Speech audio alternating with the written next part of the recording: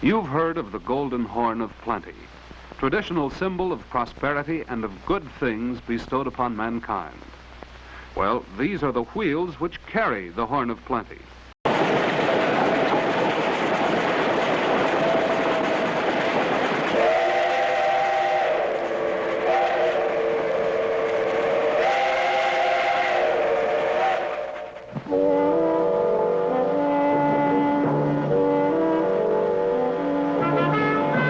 In 1851, New York City officials presented a citation to the Erie Railroad. Resolved that we hail the completion of this gigantic and stupendous work as emphatically the work of the age. Impressive words for a method of transportation still in its adolescence. For the railroad, however, maturity lay ahead. There was a nation to build and a nation to bind.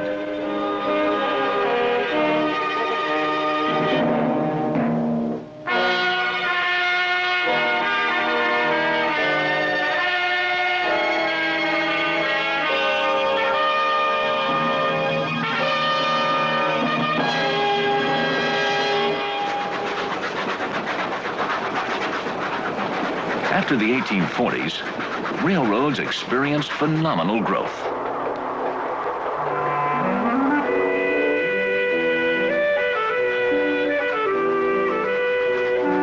Rail lines had tied together the eastern coastal cities. Now they touched the western waters of Lake Erie and the Ohio and Tennessee rivers, rivers that flowed into the Mississippi.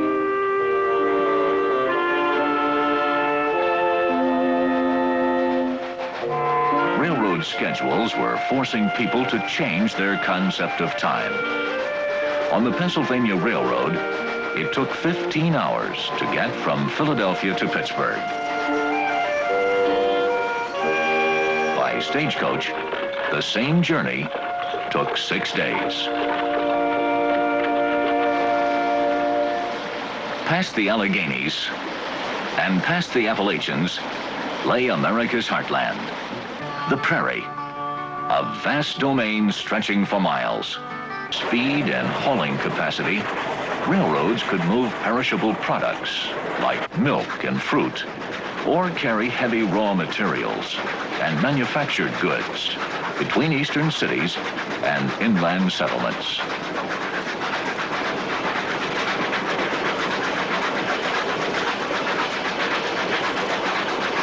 And in the wake of this rail traffic, civilization followed. Railroad towns began to spring up all over. Most had high hopes of someday becoming a major rail junction, like Atlanta or Chattanooga. But most, like Sturgis, Michigan, ended up a whistle stop.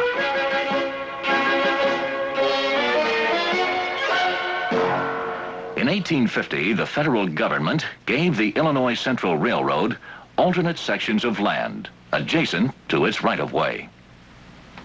This land was then sold to settlers. 6 years later, with 700 miles of track, the Illinois Central was the longest railroad in the world.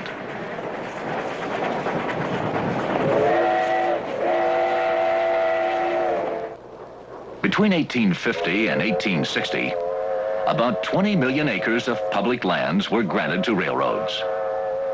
In return for land grants, railroads were required to transport government personnel, property, and mail at reduced rates. For the government, there was another advantage. Only a small portion of its 1.5 billion acres of heartland had been sold, even at the giveaway price of $1.25 an acre. According to one senator, the rest of the land could lay there for 500 years if dependable transportation could not be provided. During this period, the locomotive became more than just a mechanical marvel or a powerful machine. It was taking on style and class. Bright colored engines, prized by the engineer and a builder's delight, came complete with shiny brass trim and elaborate scroll work. To 19th century Americans, these gaudy wood burners were pretty enough to set in their parlors.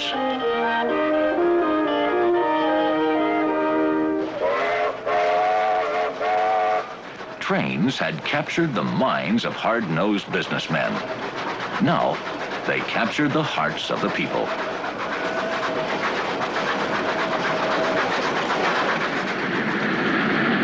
The rush and roar of a passing train filled spectators with awe and wonder.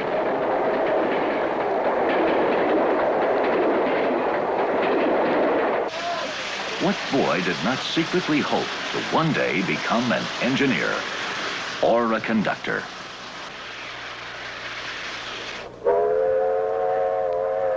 A distant blast of the whistle could be the call of destiny, a call to adventure, freedom, and new possibilities.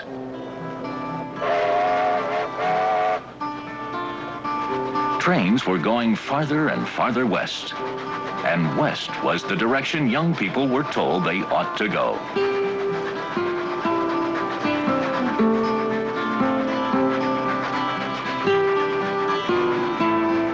By the middle of the 19th century, America's frontier had stretched well beyond the Mississippi River. And across the continent, the far west was booming. There was cheap farmland in Oregon and gold in California. By 1855, government survey crews had mapped out 5 railroad routes to the Pacific Ocean. By the late 1850s, tracks had crossed the state of Missouri and reached the western frontier. Back east, railroads continued to grow at an astounding rate. The city of Boston had 7 railroads and 7 railroad stations.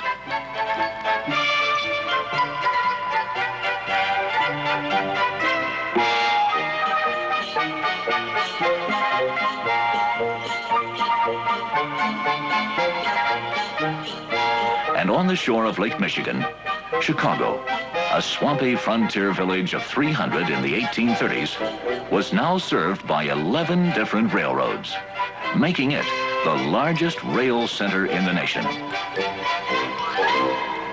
But as ribbons of iron began to pull the agrarian west closer to the industrial east, the north and south were torn apart by civil war.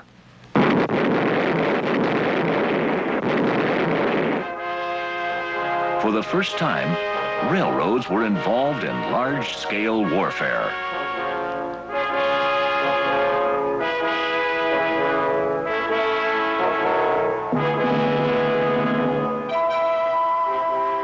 It was a time of frenzied building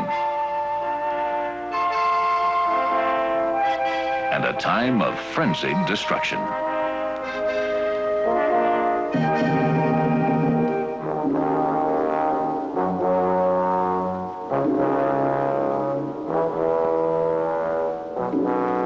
Armies supplied by wagons could operate only 100 miles from their base. Any farther, and the teams going and coming would consume the contents of their wagons. Railroads, however, could move troops and supplies at speeds and distances never before possible.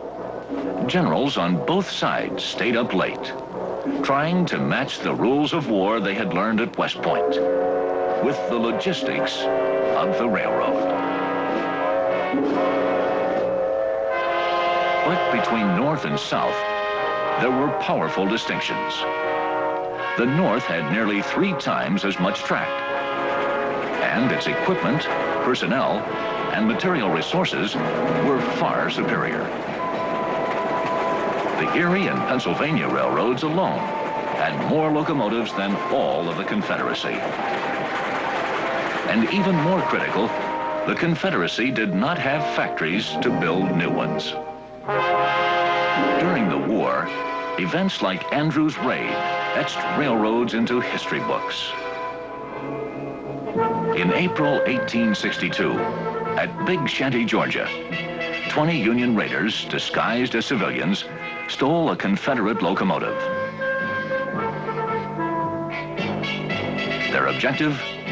Burn bridges and destroy rail between Atlanta and Chattanooga.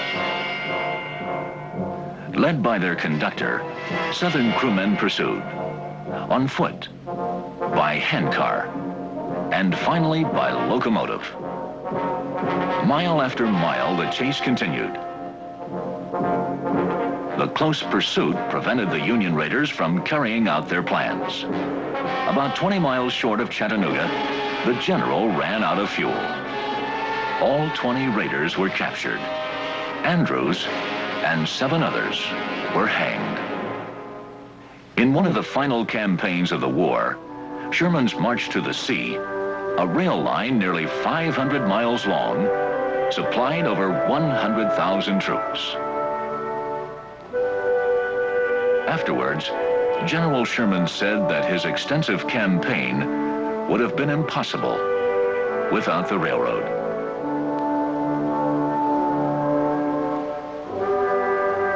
At the close of the war, a special train left the capital of the reunited States.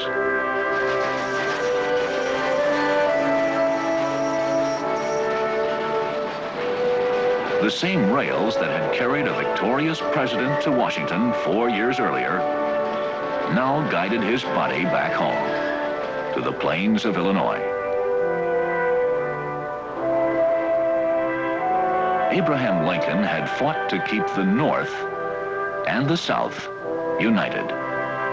In 1862, during grave moments of the war, he had signed into law the Pacific Railroad Act. This act provided for the building of the first transcontinental railroad, a railroad that would soon unite the East with the West.